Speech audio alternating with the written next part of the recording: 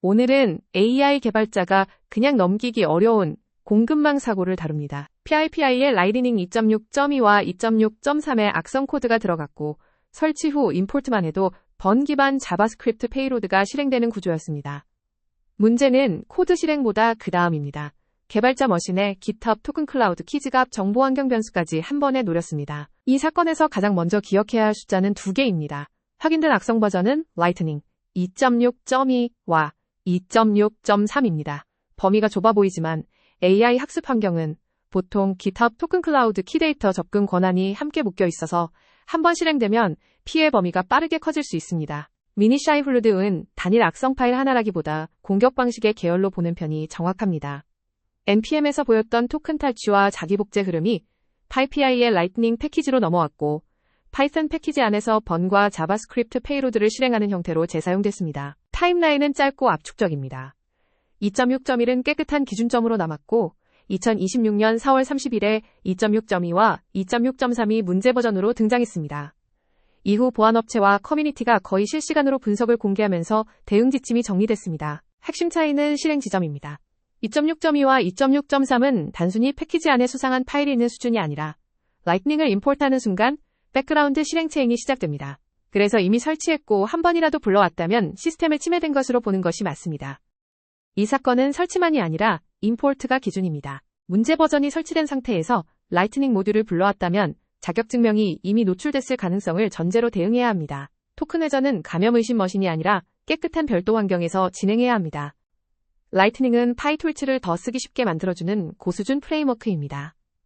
AI 연구자와 엔지니어가 실험 환경, GPU 서버 클라우드 계정과 함께 쓰는 경우가 많기 때문에 공격자에게 매력적인 표적입니다.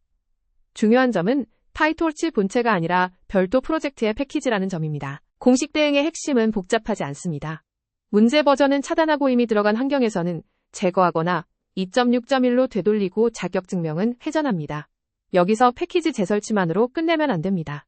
이미 실행됐을 수 있는 페이로드가 훔친 비밀이 문제입니다. 이 공격이 눈에 띄는 이유는 파이썬 패키지 안에서 자바스크립트 런타임을 끌어와 실행했다는 점입니다. 공격자는 기존 npm 계열 페이로드를 새로 만들지 않고 파이썬 래퍼로 감싸 PIPI 쪽에 옮겼습니다. 방어 관점에서는 언어 생태계를 따로 보지 말아야 한다는 신호입니다.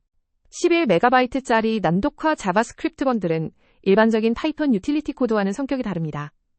크기 자체가 위험의 증거는 아니지만 분석을 어렵게 만들고 여러 탈취 루틴을 한 파일에 담기 충분한 규모입니다. 보안 도구가 이런 비정상적인 패키지 구조를 잡아내야 하는 이유입니다. 이 차트는 실제 감염률이 아니라 대응 우선순위입니다. 2.6.2와 2.6.3은 무조건 차단 대상입니다. 2.6.1은 임시 고정 대상으로 볼 수 있고 후속 버전은 메인테이너의 클린 릴리스와 보안 권고가 확인될 때까지 보수적으로 접근해야 합니다. 이 페이로드는 특정 서비스 하나만 노리지 않았습니다. 개발자 머신을 통째로 훑는 쪽에 가깝습니다.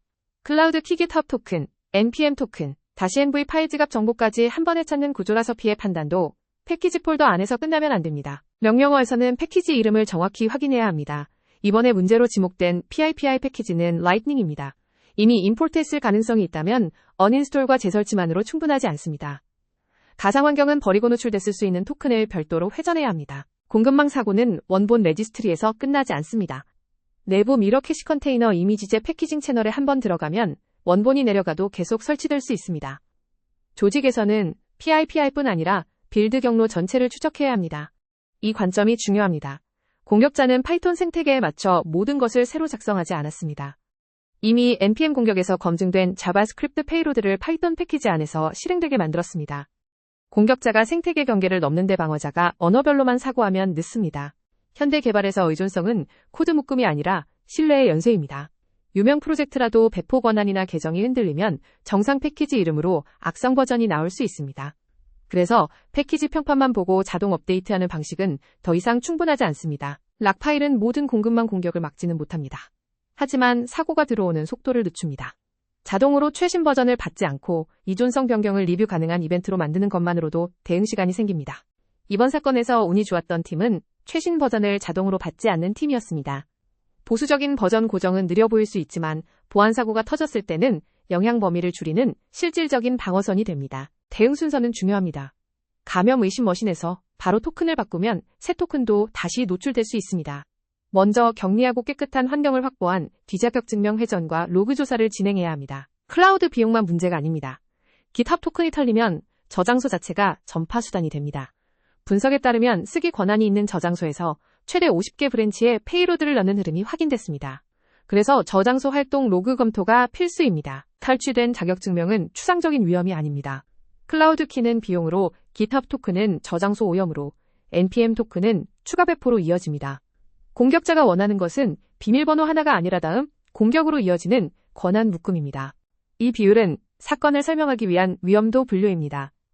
이번 페이로드의 특징을 보면 GitHub 저장소 오염과 NPM 패키지 전파가 특히 중요합니다.